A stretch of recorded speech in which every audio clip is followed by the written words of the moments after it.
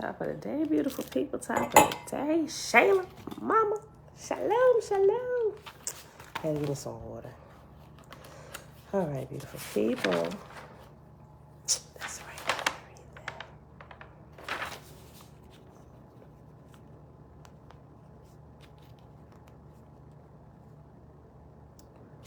Read that.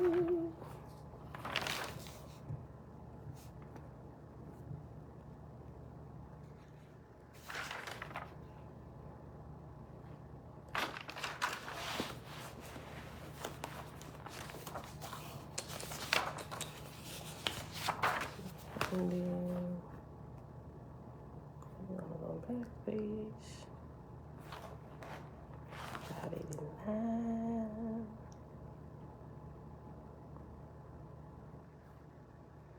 All right, beautiful people. Happy Monday. Happy Monday. It is September the 12th, 2022, day 210 of year 4, reading through the books of the Law and the Prophets, and of the 4-year consecutive day count, day 1214. Today, we picking back up in God's book of Esra. We're going to start back on page 589 because I said I wanted to reread chapter 8. So we're going to start right there and carry on until the end of the hour. All right, so Ray, hi, take my bless up. The net greetings, Auntie Belinda Brown, Grand Rising. Hannah, peace and blessings. Anita, greetings. Tanya Bumberry, Grand Rising. And everybody else here hanging out in the background. All right, beautiful people, let's get started. Let's see. Kendra, shalom, shalom. Father, you are not one who can be debated. Matter of fact, there hasn't even been a language created yet, nor will I think there ever will be one that could even formulate words to debate you and your words. All right, beautiful people. All right, so page 589, God's book of Esra, chapter 8. Jehovah hath said, I gave to man legs and feet to walk, arms and hands to work, eyes to see and ears to hear, and withal the capacity to reflect and comprehend and understand. I gave none of these capacities to man to lie dormant or to be useless. Neither can any man advance to my highest kingdoms if crippled or weak or uncultivated in all or in part of these talents I have given him. But he shall be perfected in all particulars before he is capacitated for companionship with my exalted ones. The Lord said, it mattereth little what kind of workmanship a man doeth, for one may till the soil and thus train his hands and arms to full development, and another may weave or spin or forge iron, and also attain full development. It is not the kind of labor, but the development that comes of useful practice, which maketh every talent to stand upright in heaven as a glory to the Creator, right? So it don't matter what we do, as long as we do it consistently, diligently, with all our might, right? Because we grow. We become proficient in what we do, whereby we should be known as experts for what we know, or what we are known for. Verse 5, page 589. For there be servants on earth who neither read nor write, that are better developed in their talents and members than many of the rich and kings and philosophers. And when they die and enter my heavenly places, the ranks and caste in my kingdoms seem to them to be upside down. The rich man or the king or the pleader, lawyer, or priest or the philosopher may be as a helpless child, while he who was as a pauper on the earth may be as a very God over them to lift them up. Neither is there preference to the rich, nor the poor, nor to the philosopher, nor the fool, for any of these may be as dwarfs in some talent or part, whilst also any of these may be a most perfect man in spirit. So God established through his high-raised officers schools and colleges and factories, heavenly, adapted to the spirits of the dead, even as similar places are established on the earth for mortals. And here's where chapter 9 begins. Set apart. Shalom, shalom. Happy new day. The Lord said, aside from the orderly kingdoms of God, there were 7 false kingdoms in Hada, ruled over by false gods and false goddesses. Chief of these were Baal, with 4,000 million angel slaves, the false Yema, with 4,000 million angel slaves, Ashtaroth, false goddess, with 3,000 million angel slaves, Hilazar, with 3,000 million angel slaves, Sardinus, goddess, with 2 million angel slaves, and then came Fusin Harivatsa. Besides these, there were 600 false lords and lordesses who had occupied the mortal temples of worship and the oracle temples. And how did they get angel slaves? Because they tricked them while they were still here in the flesh. Those angel slaves were once humans who are now what we call dead, but they are very much alive, right?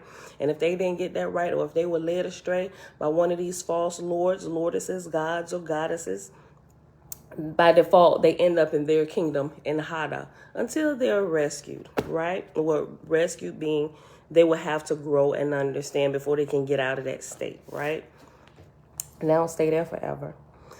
Verse 2, but we want to make sure we don't even get tricked into going in there and be made a slave. You made a slave here on earth with false doctrine and religion and stuff. Lord have mercy if you leave here and you still one, right? But the latter were driven away from mortals by command of God, that they might be induced to seek resurrection. And God foresaw that the travel of the earth would cause her to pass through an Aegean forest of 400 years, and that darkness would be upon the lower heavens. Remember, Aegean is darkness, or period of darkness.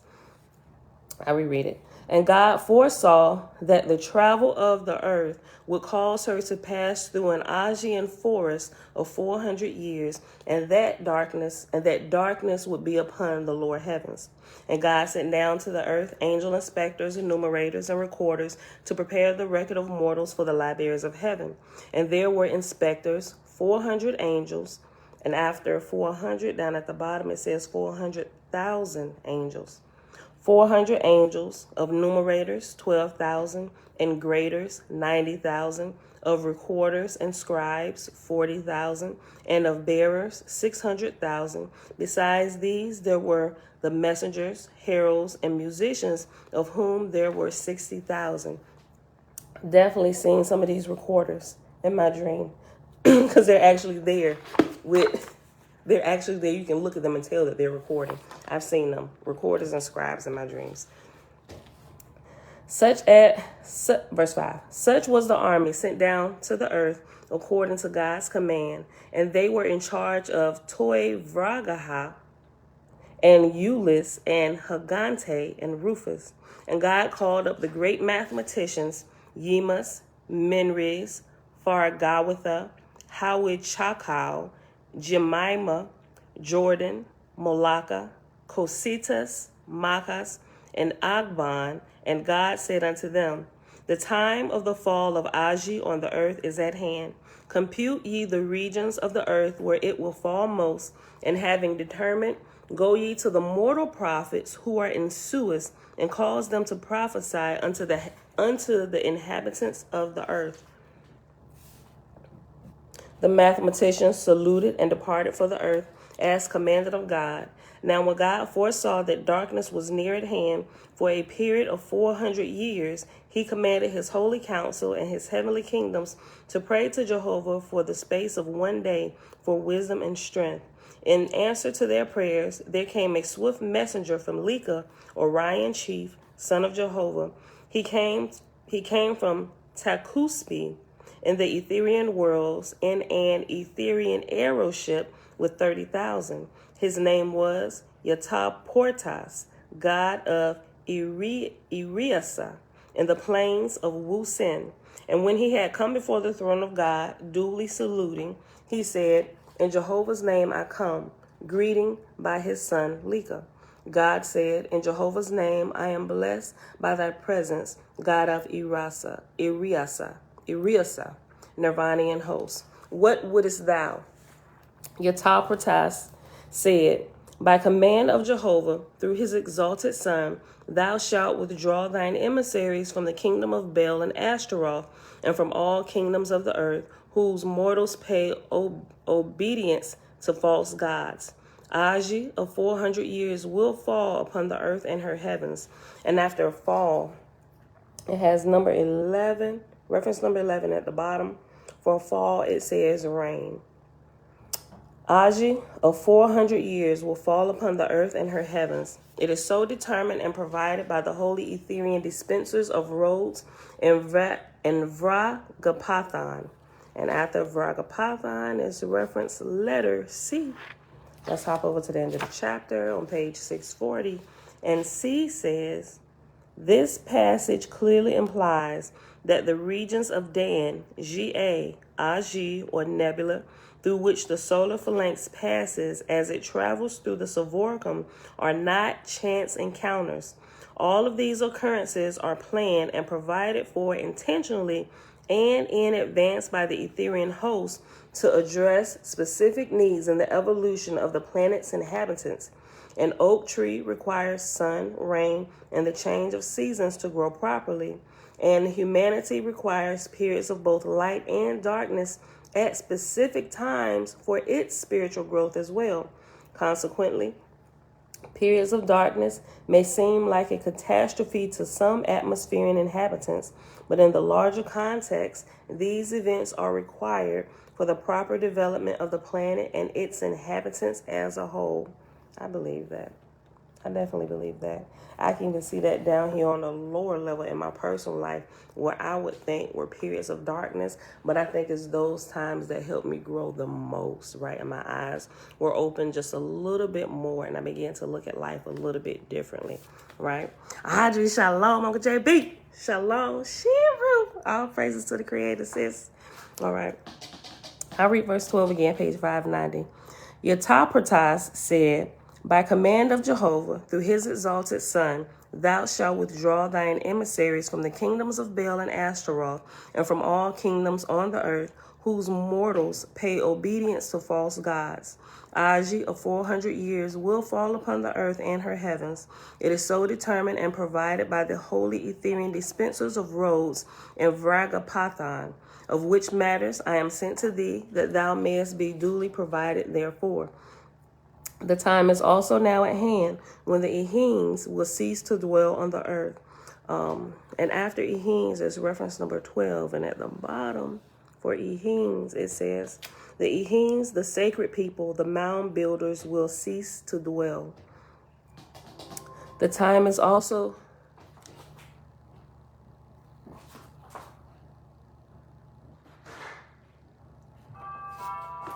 Hey, son. Okay. Page 590, verse 13. The time is also now at hand when the Ehenes will cease to dwell on the earth. The darkness which is necessary to the earth will be too much for them. The heavens that have heretofore received their spirits shall be dissolved, and the plateaus thereof removed to the outer rim of the earth's vortex. The Lord's reports showed there were at this time on the earth 2,300,000 Ehenes. Of these, 700,000 inhabited Egypt and western Arabia, 200,000 inhabited China, the Japheth of the ancients, and the balance, for the most part, inhabited North Gautama and toward Hanyapan. And Hanyapan has reference letter D after it. Let's hop back over to page 640. And D says Hanyapan, Central America. All right, so now we got it. We got North Gautama, Hanyapan, and South Gautama. North America, Central America, South America. Write that down. Hanyapan.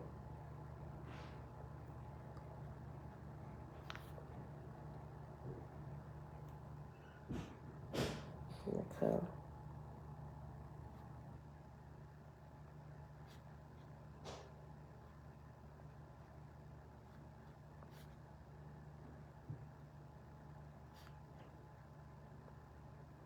Tabitha, greetings, sis.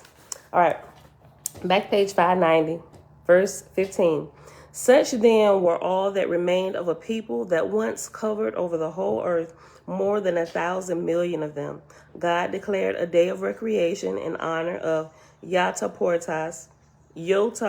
Portas, and the angels of heaven had great rejoicing.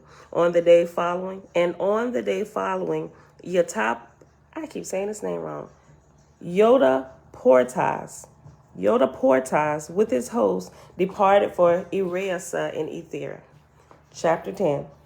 Toi Vragaha and Hagante and Eulus and Rufus with their hosts returned from their voyage to the earth and brought records of the standing of mortals in all the tribes and nations of the earth, and of their numbers and their grades and generations, and of the faithless in all the different regions of the earth, and of idolaters and of all matters pertaining to mortals. And these records were filled in the libraries of heaven, and a copy of them sent to the Etherian regions and the roadway of the earth and her heavens. You look what's up? Yeah. What? Let me take a sip of water. Have you seen it? Whew. What? Have you seen it? You must be talking about me. I was talking about you. I knew you were. Okay. Verse 2. Of Faithists, there were 31,300,000. In China, 13,700,000. In Vidu, 3,300,000. In Western Arabia, Canaan, 6,200,000. And in North Gautama, 8,100,000. And of all the rest of the inhabitants of the earth, there were 1,100 million. Of these, upward of 97% were capable of everlasting life. Verse 4. Of the faithists of China, suffice this, though they maintained the rites and ceremonies of the ancients, they lived not wholly as a separate people, save in a few places, but they were the head and front of learning and of teaching all the applied arts and industries. Let me read that whole sentence again. Of the faithists of China, suffice this, though they maintained the rites and ceremonies of the ancients, they lived not wholly as a separate people, save in a few places, but they were the head and front of learning and of teaching all the applied arts and industries, while the idolaters of Jas and Tayan and Po were less learned. God said of China, this is a good work. Whoso shapeth the education of a people will ultimately found them in their own doctrines. The faithists will make these people a great people. That's good. Let's highlight that, right?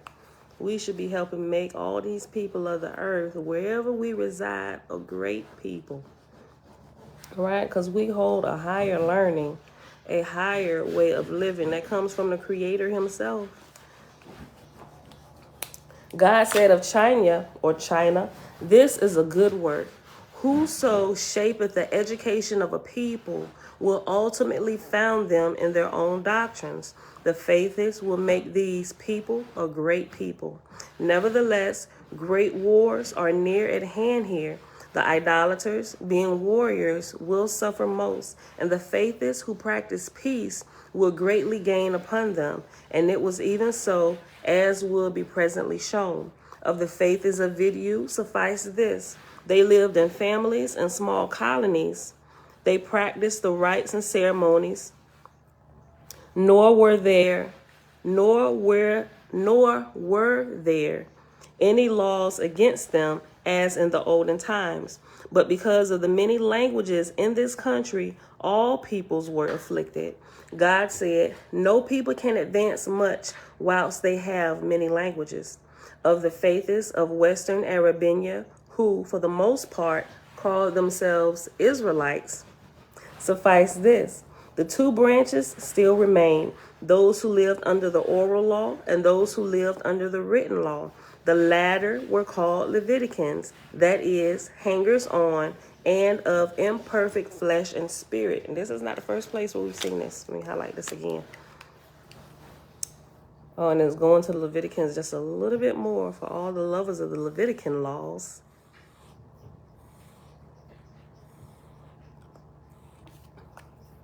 Let me read this again. Verse 8, page 591. We in chapter 10, God's book of Esra. Of the faithists of Western Arabia who forgot, I'm sorry, no. Of the faithists of Western Arabia who, for the most part, called themselves Israelites, suffice this. The two branches still remain, those who lived under the oral law and those who lived under the written law. The latter were called Leviticans, that is, hangers on, and of imperfect flesh and spirit. The Leviticans were not scrupulous as regardeth war and the preservation of their seed, and in consequence of their sins, they brought great shame upon the faithists in general. And the Levitican examples were evil, and they gained in numbers faster than the Oralites. The Leviticans worshiped the Great Spirit under the names Lord and God. As for the Oralites, so-called, because their doctrines and teachings were secret and only spoken, being taught man to man and woman to woman orally, they were non-resistant and they owed nothing, giving all things to the Rabbah for the public good. Their practice was love and harmony, doing righteously in all things and trusting to Jehovah, whom they worship under the name Eoah. All the prophets and seers were born of Oralites, and we can clearly see that all through the Old Testament, right? There's a very, very, very, very, very clear difference between the prophets and all the rest of Israel. There really is. Go back and read it all over again, and you will see. Like, all this stuff has been there in front of our face, but certain things hadn't been pointed out to us. So remember, whoever teaches you, you fall under their doctrine and you see as they see. And you see as they see. But if they don't have a higher light, neither will you, right? It's not until you're exposed to higher light that you can see what they couldn't see, right? And now you can grow a little bit more and able to remove yourself from false doctrines. Trina, hey girl, hey, Fritz. Trina got a question. Listen, remember when y'all was over here? Tiffany, hey girl, hey, did y'all leave the puppy's doggy carrying bag? There is a puppy carrying case like you carry tiny puppies in here in our garage. We can't figure out who it belongs to. Like, how did it even get here? I was like, we could have sworn they put their puppy back in a bag and put the bag in a car. But there's a puppy bag here. Is it yours? I don't know. Let me know. We're trying to figure it out. I hope the kids just ain't seen one and just picked it up and brought it here to the house, because there are no very little creatures here. Okay. I'm just wondering. We're trying to figure this out before we just throw it away. Okay. Let me go back. Let me start at verse 8 again. Of the faithists of Western Arabia, right? Remember, Arabia is Africa. It's a portion of Africa. Of the faithists of Western Arabia, who for the most part called themselves Israelites, suffice this. The two branches still remain, those who live under the oral law and those who live under the written law. The latter were called Leviticans, that is, hangers on, and of imperfect flesh and spirit. The Leviticans were not scrupulous as regardeth war and the preservation of their seed, and in consequence of their sins, they brought great shame upon the faithists in general. And the Leviticans' examples were evil, and they gained in numbers faster than the Oralites. The Leviticans worshiped the Great Spirit under the names Lord and God. As for the Oralites, so-called, because their doctrines and teachings were secret and only spoken, being taught man to man and woman to woman orally, they were non-resistant and they owned nothing, giving all things to the Rabbah for the public good. Their practice was love and harmony, doing righteously in all things and trusting to Jehovah, whom they worship under the name Eoah. All the prophets and seers were born of the Oralites. And so great was the spiritual power of the Oralites that during all these hundreds of years, the faithists, 6 million, had lived without king or governor, being as a multitude of communities. Of the faithists of Guatemala, America, they were little learned, but were peaceful and industrious, and they comprised all the inhabitants, save the Ehines in all the land. And they also lived without kings or governors, and every town was ruled over by a rabbah, and a combination of towns by a chief rabbah. And the tribes were made into states with chief rabbis as representatives, and these states were united into a great government called the Algonquin. Today we know that as the United States of America, right? And all the governments were made and maintained for the benefit of tribes that might suffer by famines or fevers. And yet there was not amongst all these million of people one tyrant or dictator. Now, somebody that can give you a really, really good history, we talked about it before, Global Purpose, Grand Rising, somebody who can give you a really, really good history on the Americas during this time and all the way back in the early times, 1300s, 1200s, all of that, with the how the Americas and even how the name progressed and changed over the years is Curimeo, right? I shared him before. A lot of y'all know who that is, but he gets into a lot of deep detail, and there are a lot of references out there regarding all of this stuff about the Americas and how it was governed and the states and how it was broken up, all that good stuff, even the native people to the land and the food and stuff they ate and how they lived spiritually, all through North America, South America, Central America. He has all the references for that. He a beast with that. Okay, page 591. I'll share him again. Everybody probably know. Male. I think I said his name right. All right. I'll share his page in the community section and the comments section of both YouTube and Facebook. His videos are always at least 2 hours long because it's really, really good history lessons with references, documents, all that stuff, right? So he's like a whole history teacher over there, but it's good. And he gives visuals and stuff like that. Okay. Chapter 11, page 591. And now came earth and heaven into the Augean forest of Agonodis, and the pressure was upon all sides of the earth's vortex, even beyond Chinvat. And the heavenly kingdoms were stirred up, and the nations of the earth were in trial. In the great city of paradise, heavenly seat of God, were the multitudes of angels, the thousands of millions made to look upward, outward, to know the Almighty. As Agi driveth the weak angels out of heaven to seek a lower field, so doth it on earth drive polluted nations to war and to avarice and to death. And after driveth the weak angels out, after out is reference number 13.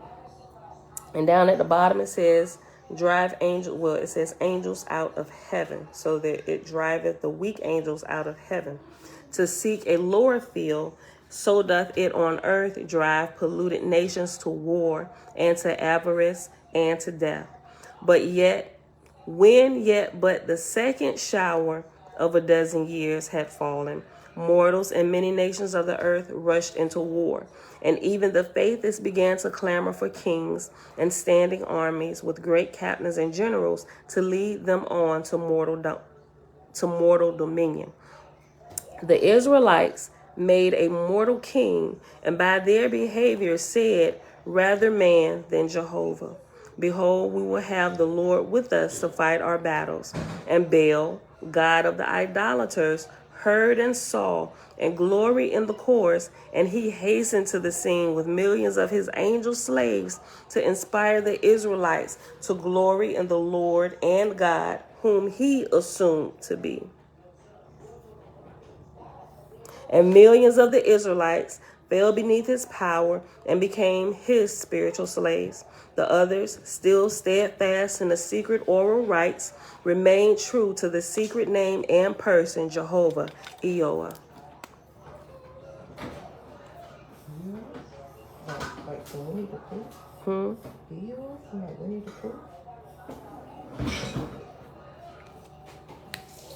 What? You say Eeyore from like Winnie the Pooh? No, no. Girl. No, Eoah. She said Igor like from Winnie the Pooh. It's E-O-I-H, Eoah. And some people pronounce it Eolin. Okay. Verse 9, page 591. The which Ashtaroth saw, and first time of all, after 2,000 years, friendship to Baal, she became jealous and filled with vengeful wrath. She said, I see now how this traitorous God hath planned to beat me in the regions west of Helest and Europa. By the flesh of my thighs am I sworn, this thing shall not be. Remember, Europa is Europe, Europe has been in the news lately. By the flesh of my thighs am I sworn, this thing shall not be. I will send 100,000,000 warring angels down to Babylon and Tyre and Yedmon and Luz, and inspire their mortal kings to make war on the westward cities, the strongholds of Baal. And as to impoverish Egypt, I will send thither mortal armies sufficient to destroy everything in the land thereof. This was stuff on my witch thing. Oh, okay. Yea, I will send my legions also amongst the Israelites and inspire them that I, Ashtaroth, am the only true Lord and true God. I will divide them up as a broken bundle of straw and cast them to the four winds of heaven. On the other hand, Baal said, because of my success, I know Ashtaroth will be jealous and full of anger. Therefore, I will place a standing army betwixt her heavens and mine, and if she but dare to molest me, I will send my millions against her heavens and despoil her utterly, that she may be cast into hell. Page 592, chapter 12. God, Son of Jehovah, through his holy counsel in paradise, his heavenly seat, now decreed, to the faithless of Ebenezer, captain with 5,000,000 angels as a protecting host. To the faithless of China, Luitha, captain with 10,000,000 angels as a protecting host. To the faithless of Vidu, Li Chong, captain with 8,000,000 angels as a protecting host. To the faithless of Gautama, Manito, captain with 10,000,000 angels as a protecting host. And now put it back. And to each of the captains I give authority to draw additional armies from the lords who hold dominions in the regions where they may be. But it so happened that the lowest heavenly plateaus were also engaged in wars. And in less than 100 years of Agi, many of the lords were without kingdoms, and with a few chosen friends were become involuntary wandering spirits scattered about in all the heavens of the earth, or upon the earth. God saw this, and he called out to them through his messengers. He called unto them, saying, having lost your kingdoms, why will ye lose yourselves? Is it not better that ye fall too in the remaining kingdoms, and by your steadfastness help to maintain faith in Jehovah in the hearts of the less learned? But Satan, or self, gained access to their souls, saying to each one of them, thou who hast been Lord of the host of heaven, thou take a place like a common laborer, thou wouldest be laughed at. The non-resistant policy is good enough in times and places of peace, but now is war. And war can only be overcome by war. If great Deus was overcome and cast into hell, why not our God also? So they heeded not God. Chapter 13. And there came to paradise of lords and high officers whose heavenly places had fallen, different companies of 10s and 20s and even 100s from various heavenly regions around about the earth, and having secured audience before God in his holy council, they said, since we have been faithful in all things and dutiful servants to Jehovah, what have we gained? Our kingdoms and high places have fallen to pieces from no fault of our own. Yea, our angels have gone off into anarchy. Where then is the justice of Jehovah? God said unto them, of what profit under the sun is discussion? If ye fail in one way, try another, and in no case seek to justify yourselves before Jehovah. He is judge. There are already hells that have been standing for years. Is it not wiser that ye join together and go and deliver them? Behold, Jehovah hath furnished us roadways beforehand, and his voice came to us prophesying that this same darkness will come upon us. And ye were advised and had sufficient time to provide for the worst. Go ye forth then, not complaining, but rejoicing, and in Jehovah's name doing with all your wisdom and strength, regardless of favor. Thus they came, group after group, for years before God, but were forever rebuked in the spirit of Jehovah, and they went away. But not to work righteously, but to sympathize with one another, and to complain against God and against the holy council of paradise. In groups they assembled in places of their own, and began to philosophize on the ways of heaven and earth. And everyone was sworn within himself to do no evil thing, but to find some more respectable way of serving Jehovah than by going amongst the ignorant and depraved. I ain't going down there. You go down there. Let's find something else to do for the great Creator. But we ain't going down there. That is beneath me. But if you don't allow yourself to go down and mingle amongst your brethren and sistren who are of a lesser light, what good are you anyway? Hold on, y'all. 1 second.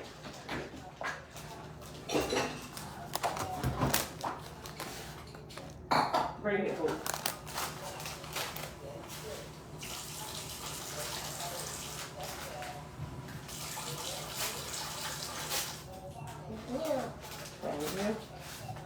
Mom, guess what? What?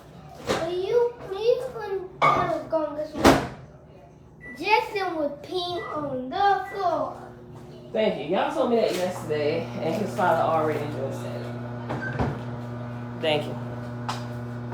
I'm back. Talking about my grandbaby deciding to not use the bathroom in an appropriate way. Okay.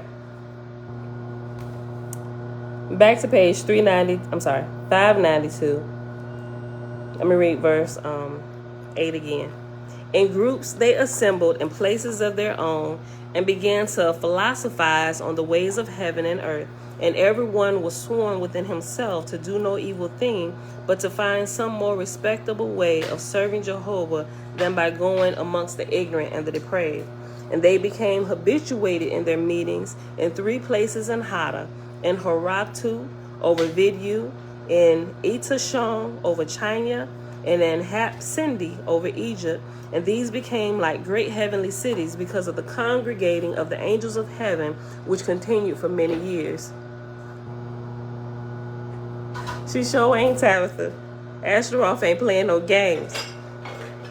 Now finally, they resolved to organize each one of these 3 places with a distinct head and to unite 3 heads as one confederacy, and the whole to be dictated to the service of Jehovah.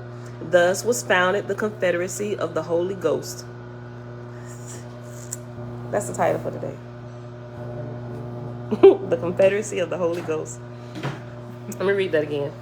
Now finally they resolved to organize each one of these 3 places with a distinct head and to unite 3 heads as one confederacy, and the whole to be dictated to the service of Jehovah.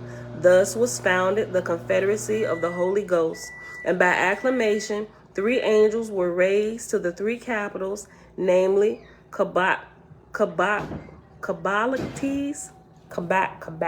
I've heard this word before, this name. I'm saying it wrong. I know I am. Kabalactes of Horaktu, Inochissa of Etashon, and Luamong of Hapsindi. And each and every one of these 3 took the title Son of the Holy Ghost. These 3 had all been lords and were high in grade. And after grade is reference letter E. And E is on page 640. And it says, the obvious implication here is that even those in high grade, even those who have risen to serve a term as Lord, are not immune from gross errors. An amazing number of times throughout history, given in this text, one witnesses individuals who have risen high in grades only to falter and go astray because of their inflated egos and the worst of the 7 tetracts, selfishness, and especially deleterious combination during a period of darkness. Let me read that again. The obvious implication here is that even those high in grade, even those who have risen to serve a term as Lord, are not immune from gross errors. An amazing number of times throughout the history given in this text, one witnesses individuals who have risen high in the grades only to falter and go astray because of their inflated egos and the worst of the seven tetracts, selfishness, and especially deleterious combination during periods of darkness. Okay, inflated egos and selfishness. Okay, so let's go back to page 592. Let me pull this out real quick for her.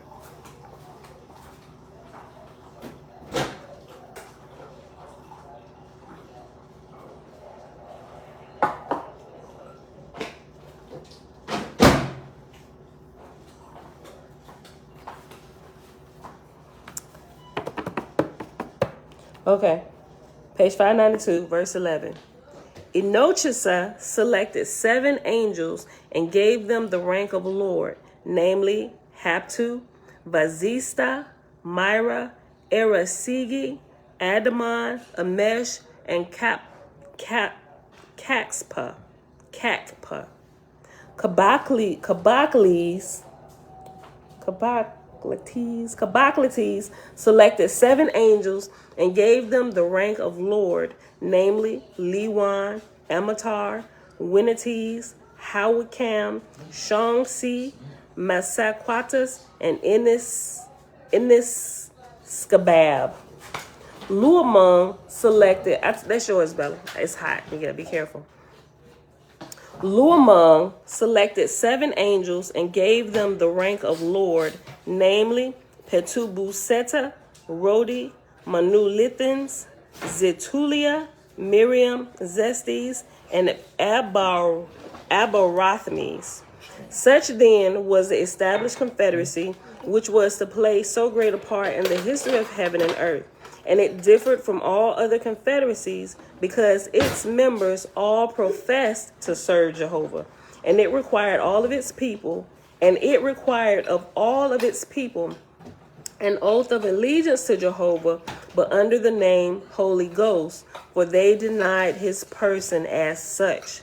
And God admonished them, saying, though ye be wise in your own conceit, yet ye shall fail. For having denied his person, then will ye yourselves become the person and the understanding of the multitude. And that's what we got going on. And the understanding of the multitude, because they style themselves as certain things while yet denying the true creator. They got the people thinking that they are the creator, in fact, when they're not, right? So when the people's understand, they understand wrong. Like we can be caught up in it, even ignorantly caught up into this thinking we're worshiping the creator, because from our understanding this is what entity would say that they're created when they're not, right? So we're like, yes, we worship God is the creator, when in fact he's not, right? The great creator is the great creator alone, right? Everybody else under him in ranks are, they are of lesser rank, right? Not even close to what a creator can do. Such then was the established confederacy, which was to play so great a part in the history of heaven and earth. And it differed from all other confederacies because its members all professed to serve Jehovah. And it required of all its people an oath of allegiance to Jehovah, but under the name Holy Ghost, for they denied his person as such. And God admonished them, saying, though ye be wise in your own conceit, yet shall ye fail. For having denied his person, then will ye yourselves become the person and the understanding of the multitude, and herein will ye soon or late come to grief. But nevertheless, the confederacy heeded not the words of God, and God was grieved at heart, talking about true God, the one truly put in charge by the creator at this time, right? We ain't talking about the false ones. This is true God talking to them. But nevertheless, the confederacy heeded not the words of God, and God was grieved at heart for Jehovah's sake. Chapter 14, page 593. And under chapter 14, it says, God provided for the birth of Caillou, And after Caillou is reference letter F. Back on page 640. F says, Caillou or Caillou or Caillou or Caillou is usually called Confucius in English, 1882 edition. Okay. Hold on. Let me put right here. Confucius. Okay. God provided for the birth of Caillou or Confucius. God said, behold, 3 conditions are now within the heavens of the earth: anarchy by the false gods and their slaves, the confederacy of the Holy Ghost, and the faithists in Jehovah and his resurrections. Now, therefore, let my chief Lewis come before me and hear the decree of God. Everybody remember what a Lewis is? A Lewis is the masters of generations.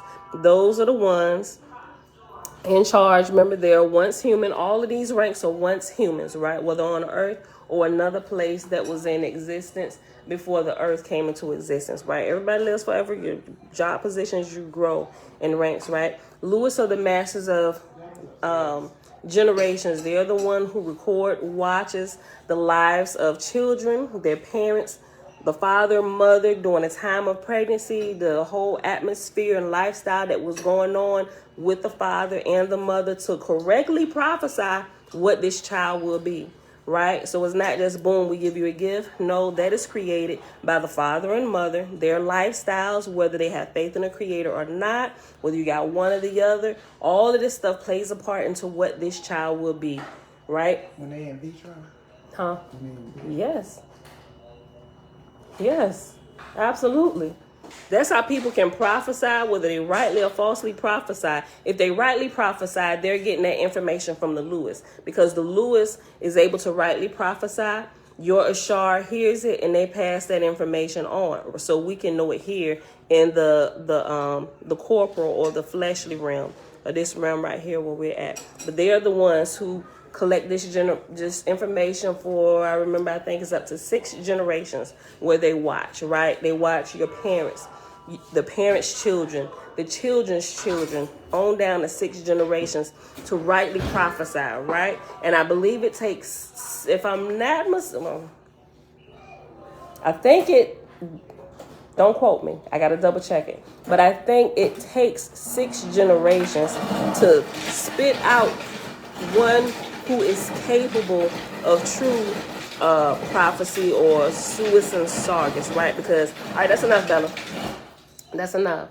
Because the lifestyle, everything that goes into you, it has to be included you. You have to be like born with it. There's a natural inclination to the creator and the creator alone. But that takes many generations. I think, if I'm not mistaken, it's 6 to be able to birth somebody like that who would be a true faithist indeed, right? Okay. Let me just start over. Verse 1, page 593, chapter 14. God said, behold, 3 conditions are now within the heavens of the earth: anarchy by the false gods and their slaves, the confederacy of the Holy Ghost, and the faithists in Jehovah and his resurrections. Now, therefore, let my chief Lewis, Loo''is, let my chief Lewis come before me and hear the decree of God.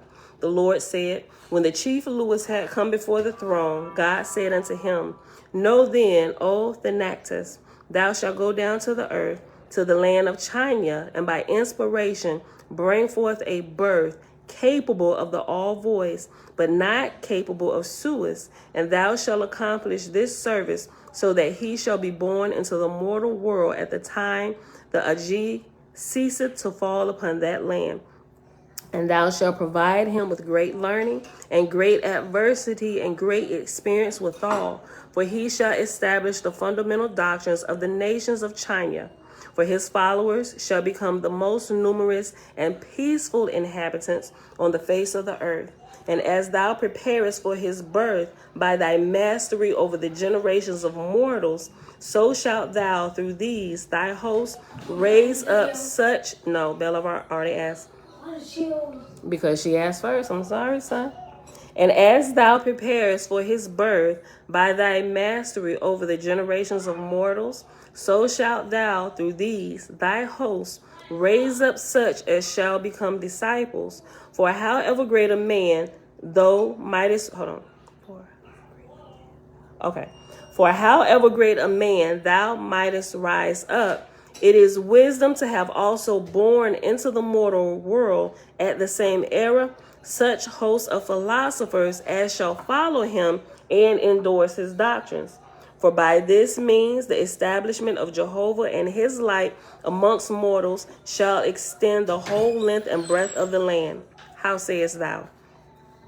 The Nactus said, Jehovah's will and thine be done. This is the most welcome labor, O God, and I know the voices of my hosts are with me. God said, in Jehovah's name, crown I thee chief of the hosts of Lewis, for the land of China, for the birth of an heir, for the all voice of the great spirit. The Nactus was then crowned, and his hosts were provided with badges by God, for they were fouled before the throne, and hosts saluted and departed with due ceremony. Such then was God's labor for having born into the mortal world after many generations one that hath become known to the uttermost regions of the earth as Caillou, of him more anon, or whom we know as Confucius. Chapter 15, God provideth for the birth of Zacchaeus. There is a typo. Provideth is spelled wrong. P-O-videth. This E should be a R. But I guess people never catch these. They need an updated edition because I found a few typos. You don't find this if you don't like read it all the way through like we be doing. I be finding so many typos. But I know what it is, so I just keep reading. Okay. God provided for the birth of Zacchaeus. Zacchaeus has reference letter G after it. Back on page 640. G says, Zacchaeus is often called Gautama Buddha, but incorrectly, as will be seen further on. 1882 edition. All right, so let's go back to page 593. No, son. Put them back. Everybody been asking? No. No, what you been asking? You know what? No, you handed them out yesterday, and you didn't ask. What I say last night? Mom, how about this? How about this? They and that and that and that. You can talk that over with Isaiah. Get your hand out the screen because your hand is covering up Facebook. Okay. Get out of there, Isaiah. And close my pantry door. Come on, say. No, get out of there. And go upstairs. Okay. Page 593.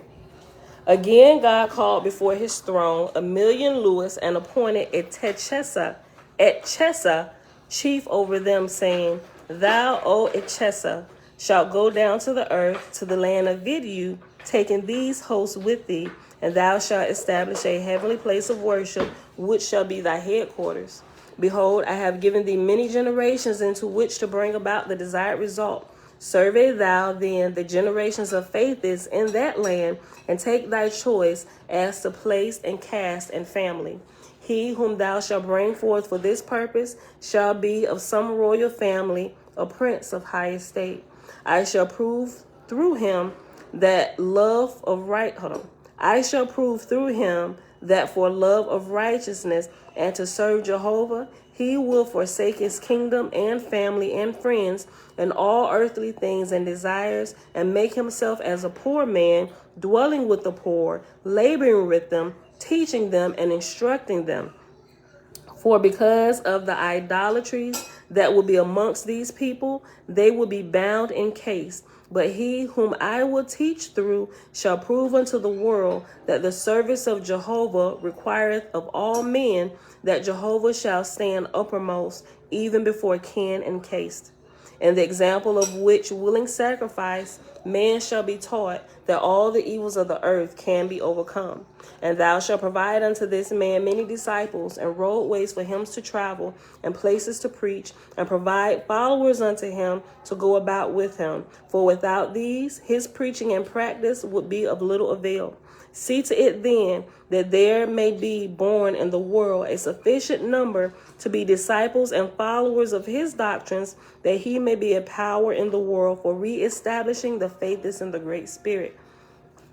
At the beginning of this sentence where it says, see to it then, after then is reference number 14, and at the bottom it says, that thy host control the generations of men that there may be. Okay, so let me just read the whole verse again. Verse 7, page 593. In chapter 15, because it's 2 verse 7s on this page. And thou shalt provide unto this man many disciples and roadways for him to travel, and places to preach, and provide followers unto him to go about with him. For without these, his preaching and practice will be of little avail. See to it then that there be born in the world a sufficient number to be disciples and followers of his doctrines, that he may be a power in the world for reestablishing the faiths in the Great Spirit. And thou shalt so provide these births, that they will be of the same period of time. What sayest thou, Echesa? Echesa said, In Jehovah's name, I am thy servant with rejoicing. And I answer thee also for these my hosts, that this is a joy unto them for Jehovah's glory. God said, To which end I crown thee chief of Lewis for the land of Vidu. And God crowned Echesa, and he gave badges to the other Lewis. And after Echesa and his host filed past the throne of God, duly saluting, they also departed, going to the earth, to the land of Vidu. Thus were Lewis empowered of God to bring into the world the heir, Sekeh. More of him anon.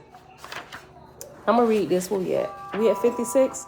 I'm going to read chapter 16, and we're going to pause. Okay, this is good.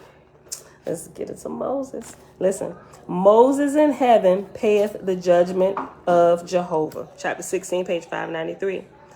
Hamanastas, one of the chief marshals of God, and for the heavenly city of paradise, came before the throne, duly saluting and saying, O God, son of Jehovah, I would speak before thee. God said, Speak thou, my son.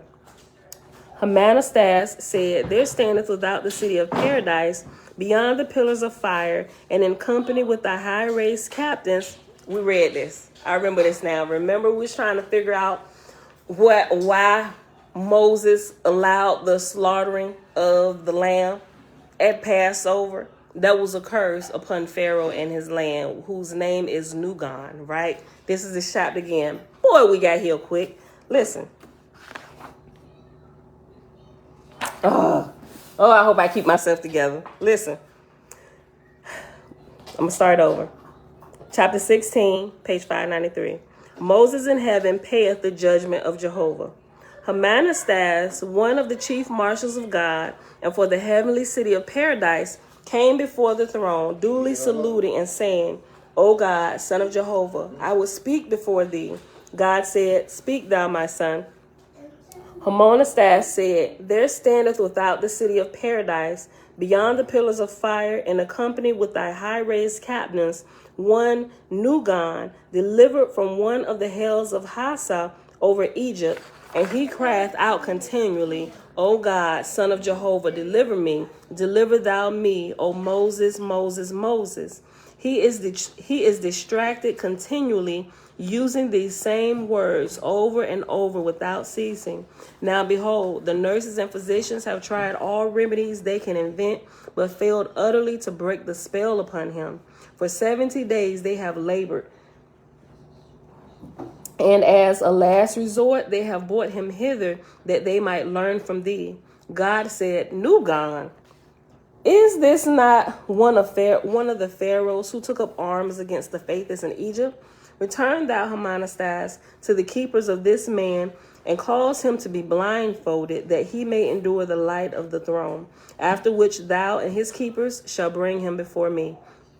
Hamanastas saluted and departed, and after a certain time returned with the keepers and with Nugon, who was crying out unceasingly, even as had been said. And now, when he was quiet before the throne of God, God said to him, Behold me, I am God, son of Jehovah. What wouldest thou? But the man heard not what God said, but kept crying out as before. Whereupon God said unto the keepers, Remove ye the blinds a little, that the light may come upon him. And they removed the blinds a little, but lo and behold, the light made him more distracted than before. And when God saw his deplorable suffering, he inquired of his keepers how long the man had been in hell. And they said, 76 years, and in a knot 3 years. God said, I know that this is Pharaoh who persecuted the Jews. Take him again without the walls and there retain him. I will send one of my swift messengers to Leka in Ethera, who knoweth the abiding place of Moses. Perhaps Moses put a curse upon him. If so, only Moses can deliver him. Y'all remember the story, right? I ain't gonna go back and read it because we're at the hour mark, but had this been Saturday or Sunday, we would pause right here, go all the way back to this, read that whole chapter again, then come back here. But y'all gonna have to do that on your own time. Keith, shalom, look, it's been, look, we done already passed that name. Kabalictes. Thank you. Kabalictes. Right, I knew I was saying that wrong. Thank you, sis. If I come across it again, Kabalictes. Thank you. Y'all got to help me with the dashes and stuff to break the words up. Okay. I was saying Kabalicles. Okay, Kabalictes. Okay, hold on. Let me put it here just in case we come across it again. Hold on.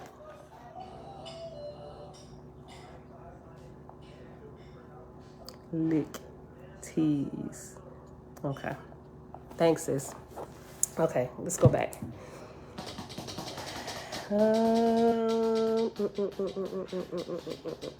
Okay, I'll read verse 11 again. Page 594. God said, I know that this is Pharaoh who persecuted the Jews. Take him again without the walls and there retain him. I will send one of my swift messengers to Leka in Ethera, who knoweth the abiding place of Moses. Perhaps Moses put a curse upon him. If so, only Moses can deliver him.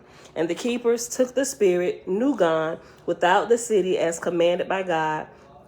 And God sent Heraponetus, sister of Raban, a swift messenger and an arrow ship of fire to the Etherian worlds, to Gusa Wanicha, to Leka's sojourning place at that time, commanding her to lay the matter before the Nirvanian chief, Leka. Hereupon the report continueth in the words of Heraponetus, that is, and after that is reference number 15, and it says, that is, these are her words to wit, in not many days' time I came before. So I'm going to read it all over again.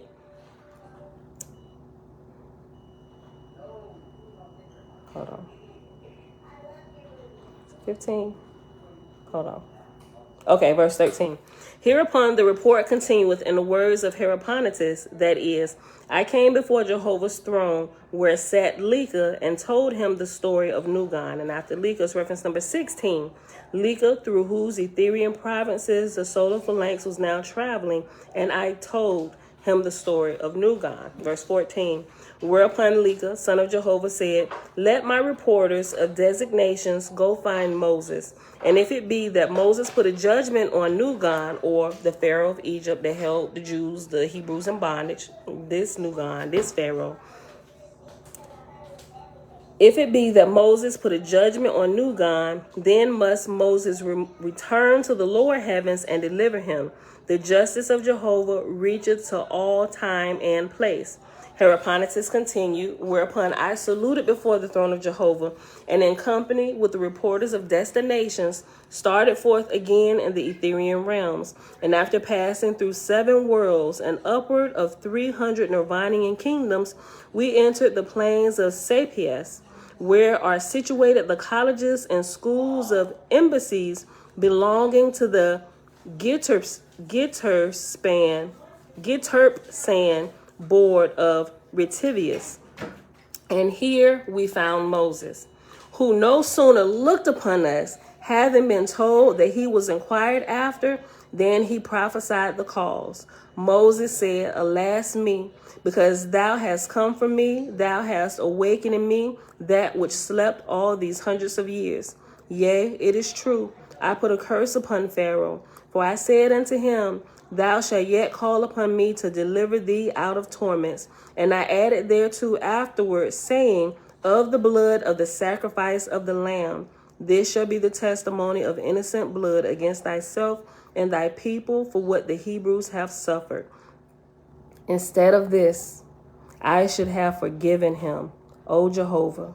And after Jehovah is reference number 17, And at the bottom it says, "O Jehovah, Jehovah." So Moses is saying back in the day, because it was about to roll out with all the Hebrews and stuff, but Moses cursed Pharaoh before he left out of there. That's why they slaughtered that lamb. It didn't say they ate him like he do in the Bible. They didn't eat it. They slaughtered it, put a curse on him, right? And he said, instead of doing that, I should have just forgiven him and kept it moving. Listen. Moses said, "Alas me, because thou hast come from me, thou hast awakened in me that which slept all these hundreds of years. Yea, it is true. I put a curse upon Pharaoh, for I said unto him, Thou shalt yet call upon me to deliver thee out of torments. And I added thereto afterward, saying of the blood of the sacrifice of the lamb, This shall be the testimony of innocent blood against thyself and thy people for what the Hebrews have suffered. Instead of this, I should have forgiven him. O Jehovah, I have sinned before thee, and thou hast searched me out after all these years and brought the matter home to me." You got to go fix it, Moses. Let's go. "Thou art just, O thou Almighty. In thy name and by thy wisdom and power will I return to the lower heavens and take in charge the man and people I adjudge."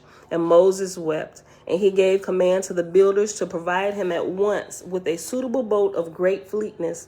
And then Moses procured 30,000 volunteers to go with him. And when all things were in readiness, Moses took leave of his companions, and he and his hosts entered his fireboat, and presently our two vessels were underway, as if in a race for the red star, the earth. And after some days we arrived in the heavens of the earth, even at the city of paradise, the abiding place of God.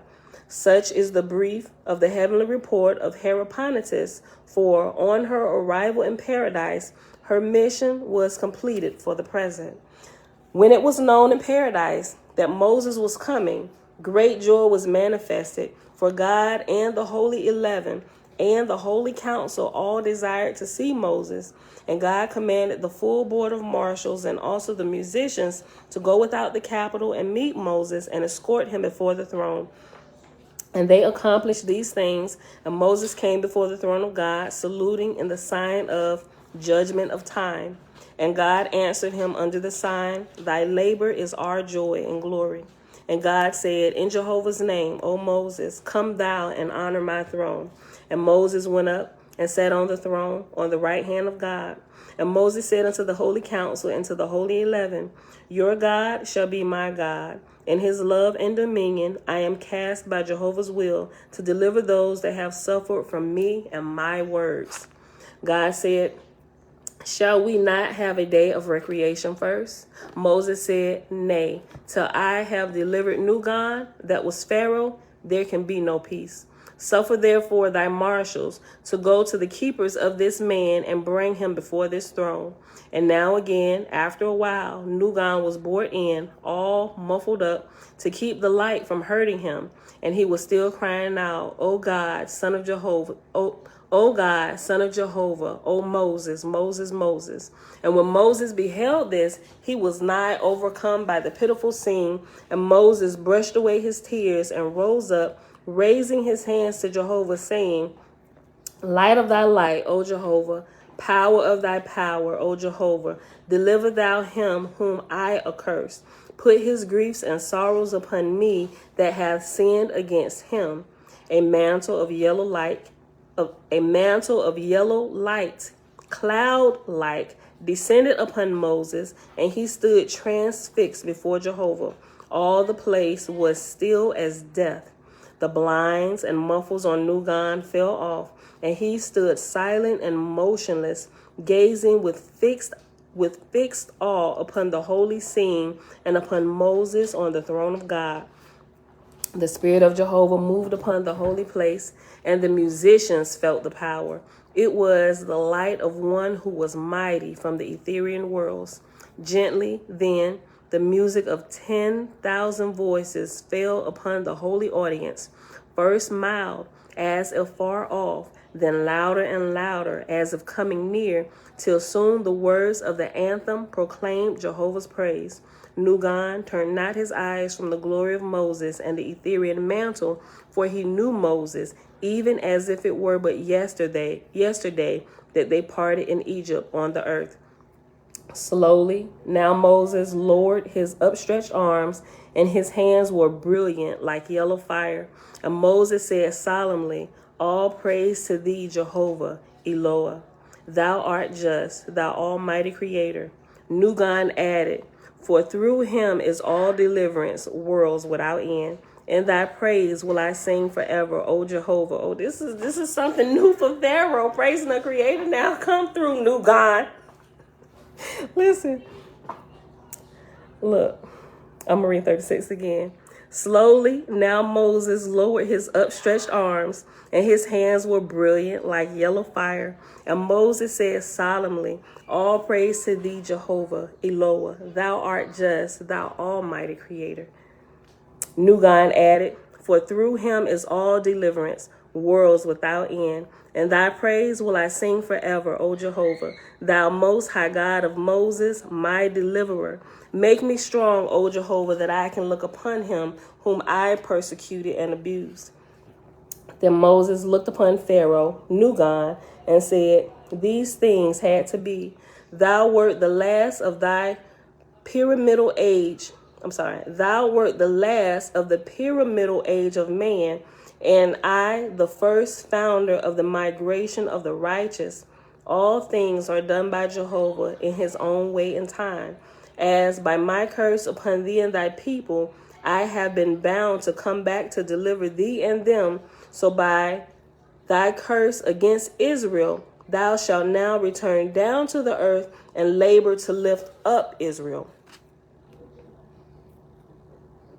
For Israel hath fallen from communities and have taken to kings after the manner of the heathen and the idolater.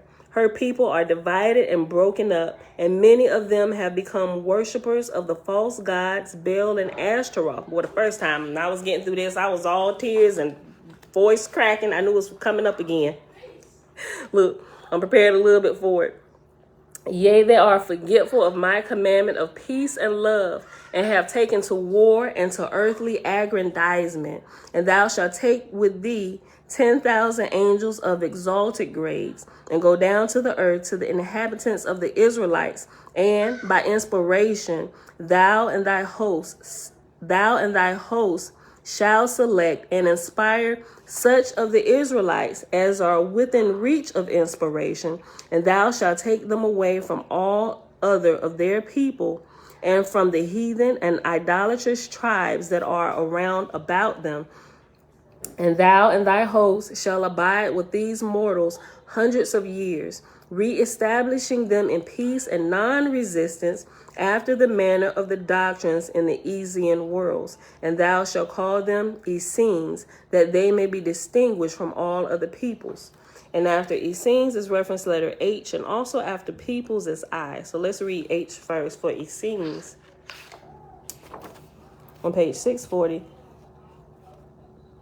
Essenes says, when this word is used in heaven, it is usually pronounced Essean, but when on earth, Essene. Some interpreters call these tribes Essenes or Essene Jews, 1882 edition.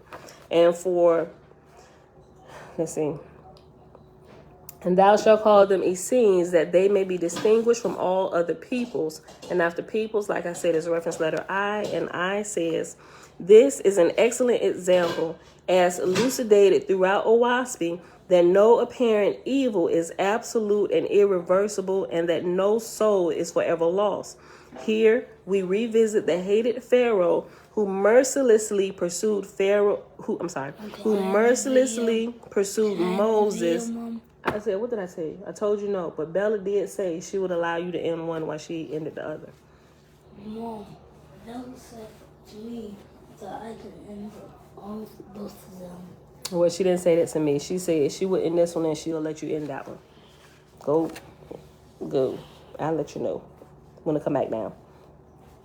This is an excellent example, as elucidated throughout Oahspe, that no apparent evil is absolute and irreversible, and that no soul is forever lost. Here we revisit the hated Pharaoh who mercilessly pursued Moses into the Red Sea. We now learn that he is to become a loyal inspirer of the Essenes, from which Joshua of Nazareth was raised, right? And this is the real, we'll say the real Jesus, right? But not the one you see in the New Testament. That one is all chopped and screwed and mixed up, right? We're going to learn about the real Joshua, who was of the Essenes, right? Okay. Let's go back. Page 595. I'll just read 43 again and we'll keep going.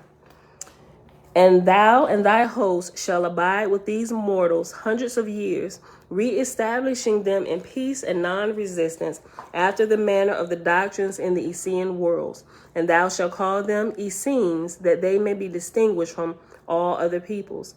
Nugan said, Thy decree is most just, O Moses, and I know of a truth, thy words are Jehovah's. I pray thee, how long shall this labor be for me and my host?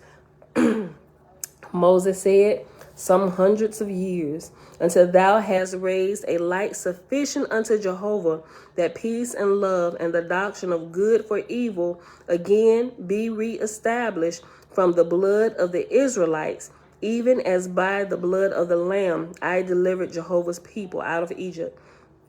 And when thou hast perfected the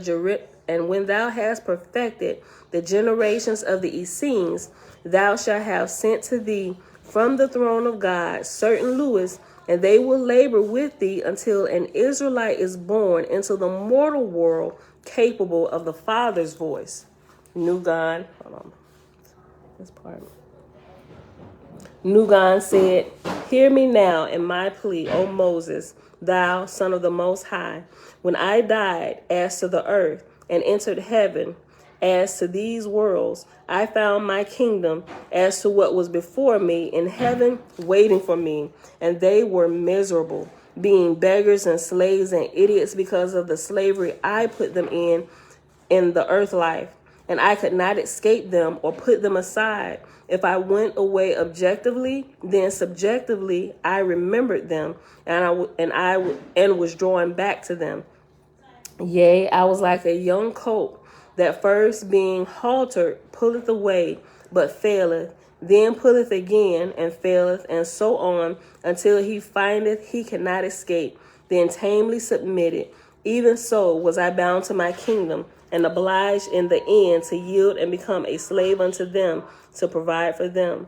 For I had so despoiled them of their talents, they were as helpless as infants, and many of them wicked in the extreme. Nevertheless, I accepted that which could not escape. I toiled with them hundreds of years. Listen, I just thought about something when he said this. Think about a young toddler, right? Listen to this, y'all. I'm going to read this again. This is crazy. This thought just came to me. I'm going to read verse 49. Yea, I was like a young colt that first being haltered pulleth away, but faileth, then pulleth again, and faileth, and so on until he findeth he cannot escape, then tamely submitteth. Even so was I bound to my kingdom, and obliged in the end to yield and become a slave unto them, to provide for them. For I had so despoiled them of their talents, they were as helpless as infants, and many of them wicked in the extreme. Think about, not necessarily infants. Infants are helpless, but think about them when they get a little bit older, maybe like 1 or 2, and they go through them terrible 2 stages of that crying stage where they crying all the time. Maybe not all children do that, but some children just cry all the time, and they're pulling on you, and like they're not listening. They want to be held all the time, like you need to do something for them. Even when you pick them up, they're still hollering and screaming. You trying to figure out what's wrong with them, and you just let them cry till they cry themselves to sleep, if you don't fall asleep first from all the weariness and stuff. Imagine having a kingdom with toddlers like that, on one parent, right? That Pharaoh being that one parent. This is what I saw. A bunch of toddlers, like his kingdom, he had so despoiled them that they were as helpless as infants, and they were turning to him, and he didn't know what to do, right? So as he was trying to get away, look, y'all, and you just go in there and cry by yourself. I'm gonna go stand out here. Till it kept being pulled back, because you've always been pulled back to the voice of your crying child, trying to calm him down and stuff. And he was overwhelmed by a kingdom full of these people who were once his servants or slaves while on earth. Now they've all passed away, and they met you there, homie. Right now, everything that you didn't teach them, you gonna have to do something here, because they're still attached to you, or rather you are still attached to them, right? And that's how he got met. Think about it. It's one of you, now they crying, they pulling on you, trying to climb all up on you. That's what they was doing to him. And he ended up in a knot, and he been there, right? All these crying toddlers, babies, don't know what to do, looking to you, because you was the leader, you was the master, tell us what to do. But you ain't helping them. Now all y'all in there crying. You balled up in fetal position, and it's a mess. And the children are like, it's time to go rescue Nugon. Yep. Listen, hold on. Verse 49. Let's have it that says something. Oh, okay. Y'all talking amongst each other. Listen. Verse 49, page 595. Yea, I was like a young colt that first being haltered pulleth away, but faileth, then pulled again and faileth, and so on until he findeth he cannot escape, then tamely submitteth. Even so was I bound to my kingdom, and obliged in the end to yield and become a slave unto them to provide for them. For I had so despoiled them of their talents, they were as helpless as infants, and many of them wicked in the extreme. So really, for real, the parents, we are kind of like the slaves of the infants until they get a little bit older. But if you don't teach these jokers something as they grow, you're going to be constantly waiting on them hand and foot, and you're going to be like little Johnny out here. No, Mom, I'm sick of it. You shut up. I'm like, little... I wish. Oh, my children know, baby. Even my children like... We seen so much of this at Disney. My kids was like, like they know better. Yeah. Act like Lil John if you want to. My husband was telling my sister, but yo, babe, listen. Babe, come here. I kid y'all not. It's sad, but it's, you know, you kind of doing something right if your children recognize this craziness. Listen, so remember you was telling Alicia last night about when we was at in Disney, and remember we had got the ice cream, and you and Zay had went. Look, y'all hear my husband? Y'all should have seen his face. He's like, "Ooh, go ahead, tell me the story." Oh well, listen. This is the more kind way of saying this story. Listen. So we was there. Hold on, Pooh. Hold on. Wait. We was there, and I had seen, we had stopped for some funnel cakes and ice cream. So when we had stopped, what was you at? I was still over there. I was waiting for the rest of the funnel cakes. Okay. You went to get us a table because it had started raining. You and Zay walked over to get a table. So when we left, I seen this child, you know what I mean? He was screaming like, "Where's my dad? Where's my dad?" So people looking like, ooh, somebody lost their child.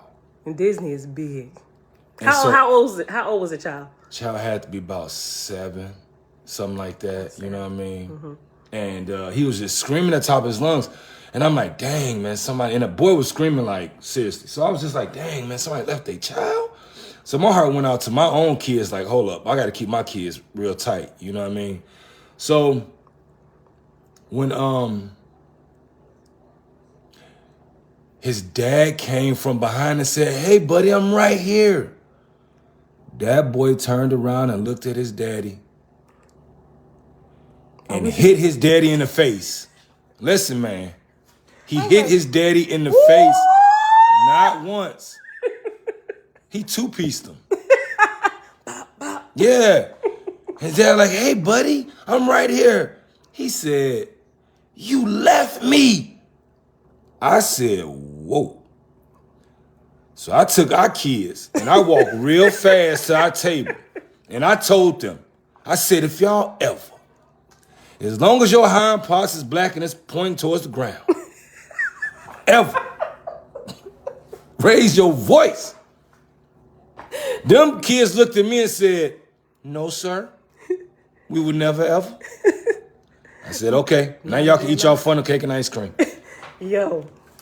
And that was not the first. I told y'all about that one kid. Josh was like, he was allowed. He said, what is going on here? This kid looked to be about 14, 15 years old, going off on his dad. Like, not even the mamas. These were dads. I'm like, first of all, I couldn't even conceive that you even acting that way towards your father, because my kids, I mean, they may give me some trouble.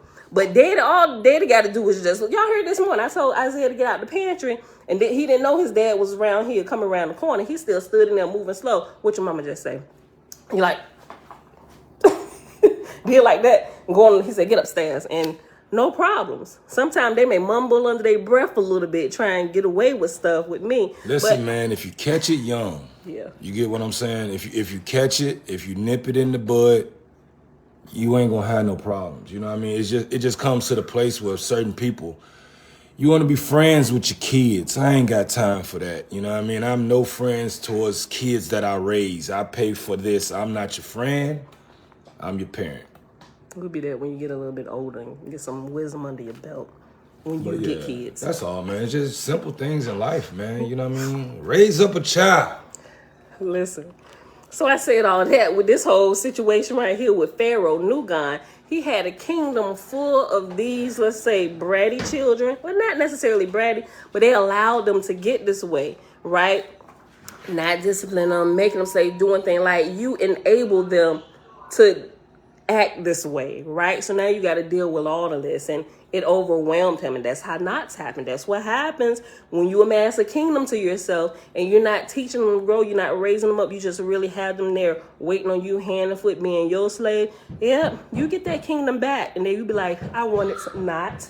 Yes, you gonna get it, and you gonna fix it. You screwed it up, you fix it. Jesus ain't coming to take the wheel. You gonna fix it, Nugon. You gonna fix it, Pharaoh. Listen, okay. Verse 49, yea, I was like a young colt that first, being haltered, pulleth away, but faileth, then pulleth again, and faileth, and so on, until he findeth he cannot escape, then tamely submitteth. Even so was I bound to my kingdom, and obliged in the end to yield and become a slave unto them, to provide for them. For I had so despoiled them of their talents, they were as helpless as infants, and many of them wicked in the extreme. Nevertheless, I accepted that which I could not escape. I toiled with them hundreds of years, restoring them as well as I could. And in time, a ray of happiness came to me in the hope that in hundreds of years to come, I should find my way out. But alas me, darkness, Aji, came upon my already dark heaven. My evil ones, such as I had slaughtered on earth, my evil ones, such as I had slaughtered on earth, came upon me for vengeance sake. Anarchy overflooded me and my people. They became very demons of madness, and they seized me and bound me and bruised me and suffocated me with horrid smells, millions of them, and their curses pierced me. And their curses pierced me like poison arrows. Long I fought them, and I cried out unto thee and to Jehovah. But at last I was in hell. None could hear my prayers. For days and months and years I held out, only to experience new and more terrible horrors. How long this woe was upon me, I know not. I only remember that my soul sickened within me, and I felt a sinking and a fainting, like an endless death that could not extinguish me. To me it seemeth 10,000 ages. Suddenly I find myself here, distracted before thee, thou holy Son of the Great Spirit. Whence came I? What hath occurred? Or is this but a spell of delirious dream? And will I relapse again into yonder terrible nightmare of horrors? How can I go hence that mine own kingdom come not upon me? Do they not wait hereabout somewhere? He like, listen, am I dreaming? Because I got some relief How did you get me? How did I get here? Is my kingdom, that kingdom I was at, the horrors, is that still waiting for me? Am I going to wake up? Listen. Suddenly, I find myself here, distracted before thee, thou holy Son of the Great Spirit. Whence came I? What hath occurred? Or is this but a spell of delirious dream? And will I relapse again into yonder terrible nightmare of horrors? How can I go hence that my own kingdom come not upon me? Do they not wait hereabout somewhere to seize me again for renewed torments? O teach me, thou Moses, how can I fulfill thy righteous judgment and not be entrapped again, and perhaps forever? Moses said, I will give thee a new name, and I will clothe thee in garments of mine own making, so they will rather flee from thee than come to thee. So Moses gathered up of the yellow cloud-like mantle, and made a mantle, and clothed Nugon, and he named him Ilays, Ilays, signifying servant of light. And after that, he was provided with 10,000 co-laborers, assisted by Gaphaniah, and sent back to earth on his mission. And God appointed 100 messengers unto Pharaoh, that word might be transpired. And God appointed 100 messengers unto Pharaoh, that word might be transmitted every month to paradise. And this is where we will pause at today, beautiful people. I did not realize it was going to take another whole half hour just to get through these 57 verses. Probably if I hadn't butted in with my stories, but I think they were needful to, make sure the point sunk deep down in our shananas. All right, y'all. So that's it for today. This was good. 596. All right, y'all. So it is Monday. Happy Monday. September the 12th, 2022, day 210 of year 4, reading through the books of the Law and the Prophets, and over the 4-year consecutive day count, day 1214. And we are still reading in Oahspe, God's Book of Esra, and we read pages 590. Actually, we went back to 589 for chapter 8. We read pages 589 to page 596. We'll just pick this back up here tomorrow. And it's still going over Moses and the Hebrews and stuff, but I would like to keep going, but people got to get to work. So with that being said, I love y'all. Bella, come on, let's end it. You said Zay can end one of them. All right, let them work this out together. All right, beautiful people. Oh, listen. Hold on. Prayer of praise.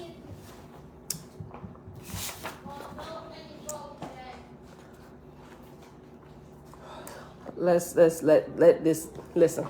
Father, thank you that you don't leave us.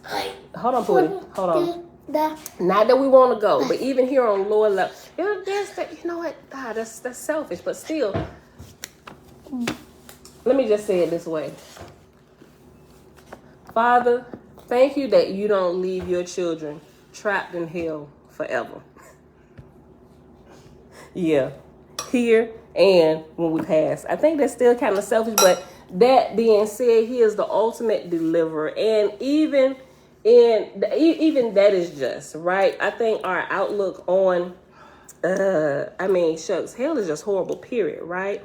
But now I understand it to be more than just the spookiness and what we were taught in church of what it is, right? It's literally a science to all of these things, even Tahata or hell, right? All right, y'all. So with that being said, we out of here. I love y'all. I'll see y'all back here tomorrow morning, bright and early, 7:15 a.m. Eastern Standard Time. Peace. Thank you, Vanette. I just saw your comment come through. She said, I fully enjoy your stories. Bye, y'all. Peace.